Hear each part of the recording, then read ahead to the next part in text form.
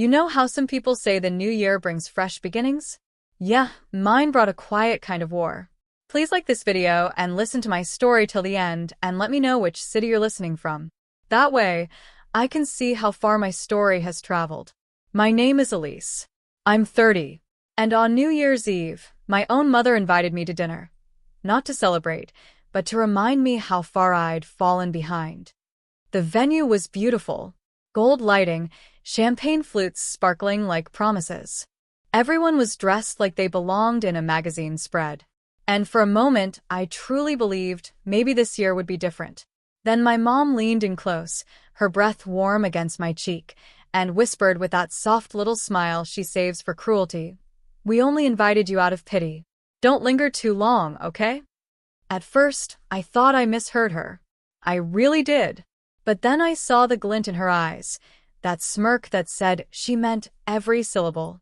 Across the table, my brother, Lucas, burst out laughing. "She's the family footnote," he said, chuckling. "The failure with thrift store dreams. Our little backup plan." A few relatives even laughed. One uncle muttered something about how at least I managed to be on time for once. I just sat there, still, holding my glass, feeling each word slice through me. Like I was the entertainment for the evening. And here's the part one didn't expect. I didn't cry. I didn't scream. I didn't even ask why. Instead, I smiled, took the slowest sip of champagne, set the glass down gently. Then I stood up. "I have an early morning," I said, as calm as the snow outside. "No drama. No fight." I didn't give them that. I walked out alone, into the freezing night. Their laughter followed me like a fog. They thought I was weak, that I was leaving with my tail tucked between my legs. But they didn't know I had finally hit my limit, that something inside me had clicked hard. They didn't know that 1 week later, the cabin they adored would be gone. The accounts they drained for years would start to vanish. And their perfect little world, about to collapse. Have you ever had a moment when you realized enough was enough? Drop a dove in the comments if you've ever walked away from a toxic situation, even if your voice was shaking. But that's just the beginning. Stay with me, because in part 2, the phone calls start, and you won't believe what my mom screamed at me when she realized what I'd done. What happens when the family failure finally becomes the one holding all the power. See you in part 2. A week after that dinner, I was curled up on my sagging couch in my tiny Portland apartment, blanket half on, laptop open, when my phone practically exploded in my hand. 1 call, then 2, 3, all from Mom. I let them ring out, one after the other. Then came Lucas, my brother, his name flashing like a warning. And then again, and again. The screen buzzed nonstop. My email dinged with a cascade of notifications. Urgent notice. Account changes. Statement available. I didn't even flinch. Eventually, I picked up one of the calls. My mom's voice came in, shaky, sharp, and climbing in panic. "Elise, what did you do? The cabin is gone. Do you hear me? There are strangers at the lake house. They're saying it's theirs. They have your name on the paperwork." Then, breathlessly, "The bank says the joint accounts are closed. All of them. Auto payments failed. We're getting fees, Elise. Your father is furious." In the background, I could hear Dad yelling like a man whose pride just got kicked in the teeth. I didn't say a word. I just watched the rain drag down the window pane, each droplet feeling more peaceful than anything I'd heard in that phone call. Then Lucas started calling. When I didn't answer, the texts came, one after the other. "You tanked my credit. Do you even know what that does to my clients? You ruined our summer. This is why we never trusted you with anything real." And the one that actually made me laugh, a soft, almost bitter laugh, all because you couldn't take a harmless joke at dinner? A joke. That's what they called it. Here's the truth. When I walked out of that restaurant, I didn't just leave early. I walked out with my eyes finally open. That night, back in my little place, surrounded by secondhand furniture, chipped mugs, and silence, I opened my laptop. Not to escape, but to dig. I opened every email, every old attachment, I had ignored. Just sign this real quick. I pulled out the old green folder shoved in the back of my closet. The one I never really opened because trusting them was always easier than asking questions. But this time I read. Slowly. Carefully. And what I found, the lake cabin, their beloved showpiece, wasn't just partially in my name for tax purposes, like they said. It was mine. Entirely. My name. My deed. My responsibility. The emergency line of credit Lucas opened? Guess who was listed as the co-applicant? The credit builder account my mom promised was to help me grow? Used for flights, spa getaways, designer furniture, none of which I had even seen. They didn't just paint me as a failure. They made me their foundation. Quietly. Legally. And I had signed blindly. Because I trusted them. Have you ever signed something just because someone close said, "Don't worry about it"? Comment writing hand never again if you've learned that lesson the hard way. I opened a blank notebook and wrote 3 words in bold ink across the top. Take it back. Underneath, I made a list. The cabin. Every joint account. Every loan I never agreed to. I didn't know exactly how I was going to do it yet. But I knew one thing. They had taken enough. And I was done being their invisible safety net. In part 3, I make one phone call that changes everything. She's fierce. She's brilliant. And she's the friend who would help me pull the whole tower down legally. Don't miss what comes next. The morning after that night of unraveling signatures and fake promises, I stared at the list I had scribbled the night before. The ink was smudged from my fingers. Or maybe from the tears I didn't remember shedding. The list was short, but it felt like a war plan. I needed help. Real help.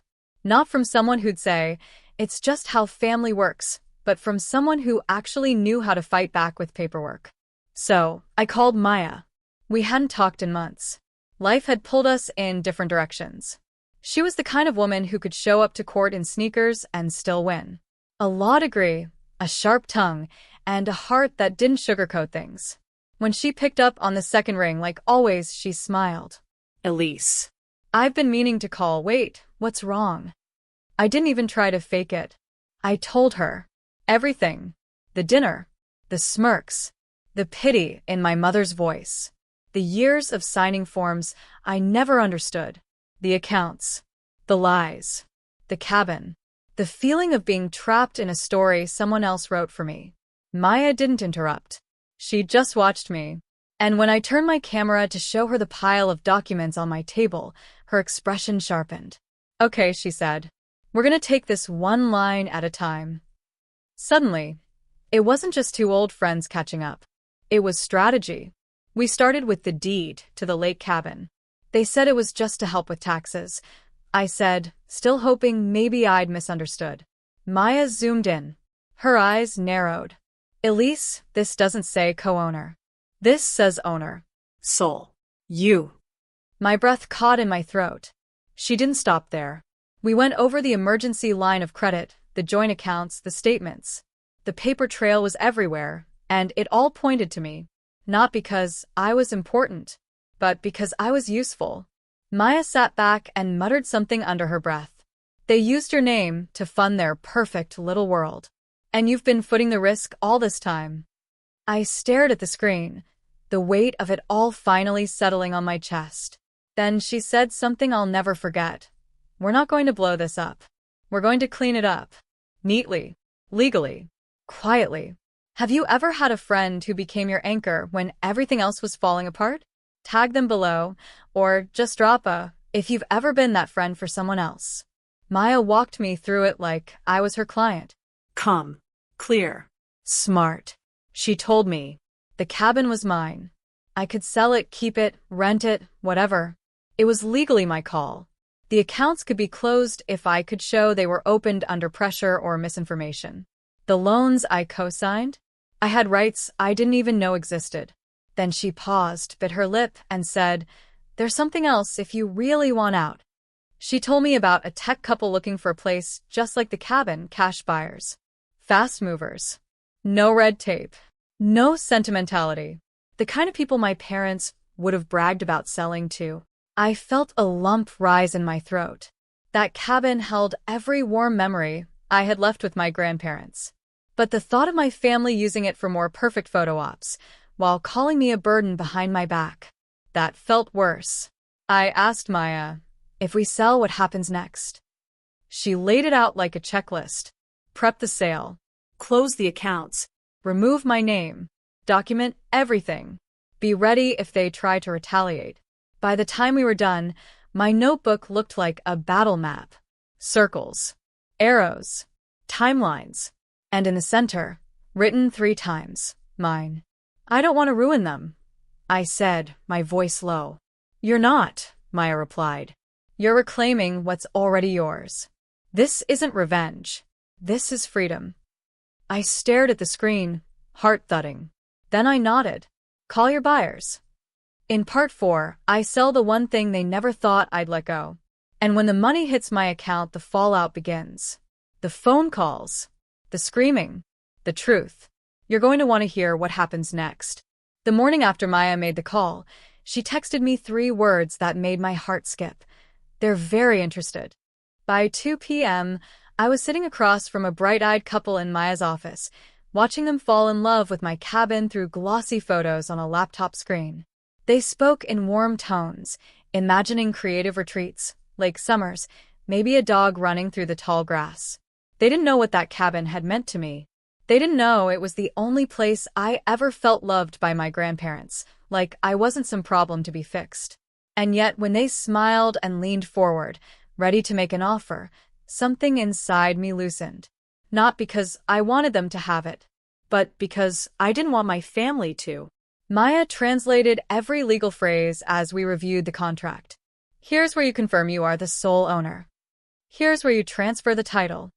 This line, this makes it your decision, not theirs. My hand trembled as I signed. Not from fear, from release. The cabin, that had been dangled over my head like a reward I never earned, was leaving our family name and landing into someone else's who had no idea what secrets it held. By the time I left Maya's office, I wasn't the family failure anymore. I was the one who signed the papers they had to live with. Later that night, I sat at my kitchen table and opened my laptop again. The list was waiting. Next up, the joint accounts. I started with the credit card they said was for building credit. The one they used for their vacations, brunches, and luxury purchases. I called the bank. The woman on the other end asked for my info, then paused. Oh, you're the primary on this account. I blinked. What? I had been told my name was just there for support. Turns out the whole thing was mine. They were just riding along as authorized users. I took a deep breath and said, I want it closed. She explained the balance, the consequences, the notifications that would go out. I listened, and I said it again. Yes, I want it closed. Then came the credit line Lucas opened when one of his deals flopped. The bank confirmed what Maya suspected. I was the co-applicant, the backup plan, the one who'd take the hit when he failed. I asked to be removed. They pushed back. I didn't waver. I had Maya's words in my back pocket, phrases about coercion, consent, and misuse of identity.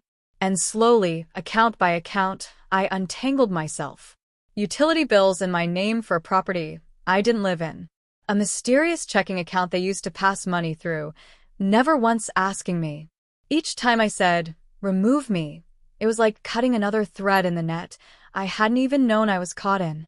Have you ever realized just how deep someone else had planted their hands in your life?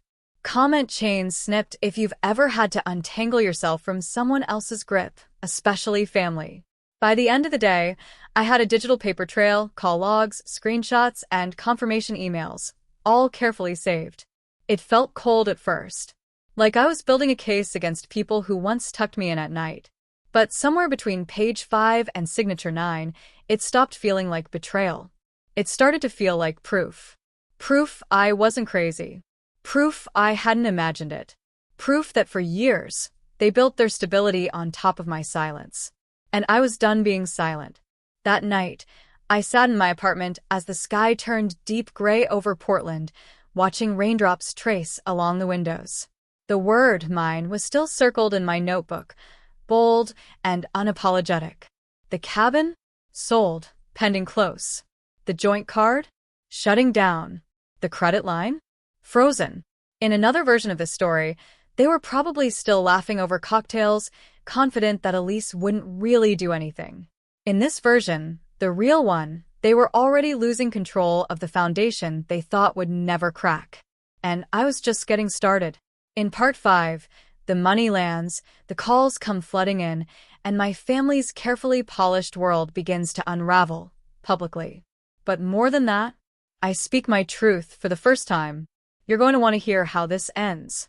When the sale closed and the money hit my account, I didn't cry. I didn't laugh either. I just stared at the number, let it settle in my bones. It wasn't just cash. It was proof. Proof I wasn't what they said I was at that dinner. I wasn't a failure. I was the owner, the adult, the one who finally read the fine print. I didn't go on a shopping spree. I didn't announce it to the world. I paid off my debts, set aside taxes, because Maya had looked me dead in the eye and said, "I love you, but the IRS doesn't care about family drama." Then I did one thing just for me. I signed the lease on a bright little studio space. Nothing fancy. Big windows, scratched floors, and just enough room for all the game ideas I'd been sketching in notebooks for years. The first time I turned the key and stepped into a space that was truly mine, I felt something crack and lift in my chest. Something old and heavy I didn't even realize I'd been carrying. I texted Maya a picture. She replied instantly. About time, Elise. Back at my parents' side of town, the dominoes were falling. Lucas had to downsize. His clients started whispering about irregularities. His shine dulled just a little. My mom still posted carefully curated photos on Facebook, but something about them had changed. The captions felt more restrained. Less glitter, more glass. And then, I posted something. Not a call-out. Not a rant. Just this. Sometimes the things we grow up thinking are gifts from family are really just long-term IOUs hidden under smiles. This year, I read the fine print, and I took my name back. No names. No drama. Just truth. Tell me in the comments. And if you've dealt with something similar, share your story. You're not alone. Subscribe for more stories about standing your ground and reclaiming your life. Within minutes, people were responding. College friends, childhood classmates, strangers, all saying the same thing. I feel this. I've been there. Thank you for putting it into words. Then came their responses. A text from my mom. What is that post supposed to mean? Take it down. You're making us look like monsters. Lucas, clients can see this stuff, Elise. You're ruining everything. Delete it. But not one of them asked if it was true. They didn't care about what they did. They only care how it looked. And for the first time in my life, I didn't reply. I let the post sit there like a soft, stubborn flag in the middle of my otherwise quiet feed. They used my name in secret for years. All I did was use my voice in public. And from their reactions, you'd think I had set the house on fire. Then 2 days later came the knock. Loud. Aggressive. Lucas. He didn't even wait for a full greeting, just barged into the hallway, waving his phone in my face. You've nuked my credit. You cost me a deal. You ruined our reputation. I kept my voice calm. No. I removed my name from what never should have had it in the first place. He sneered.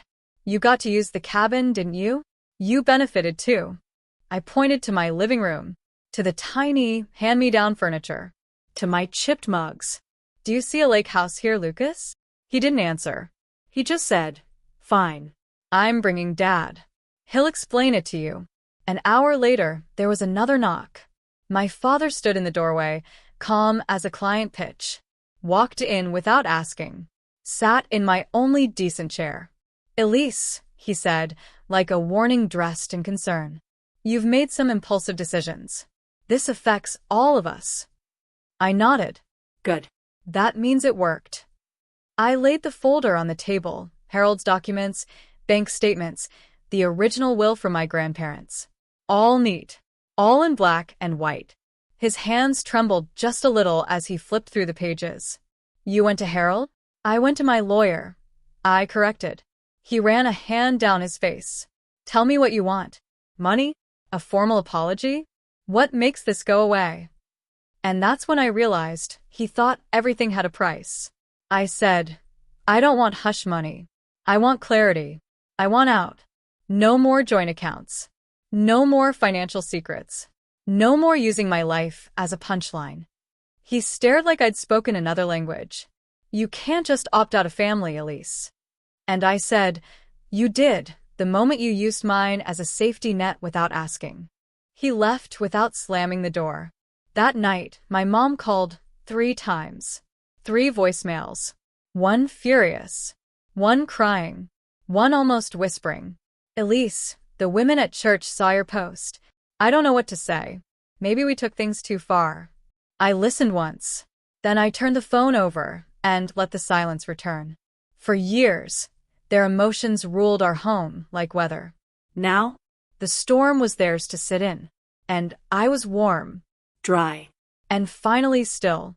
The funny thing about consequences? They don't always come like lightning. Sometimes they arrive quietly through sale confirmations, frozen credit lines, and estate plan revisions. 1 week after my father left my apartment, Harold called me directly. There was something new in his voice, respect.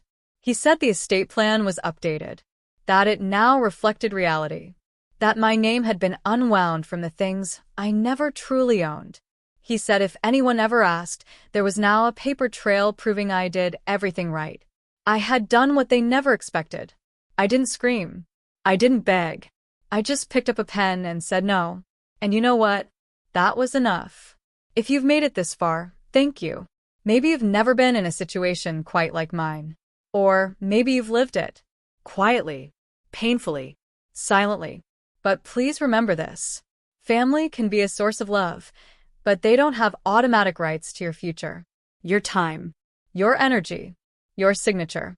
Being related to someone doesn't mean you owe them your credit score, your peace, or your silence. You're allowed to say no. You're allowed to take your name back. You're allowed to rewrite your role in a story someone else forced you into. And if you've ever had to choose between keeping the peace and keeping your self-respect, you are not alone.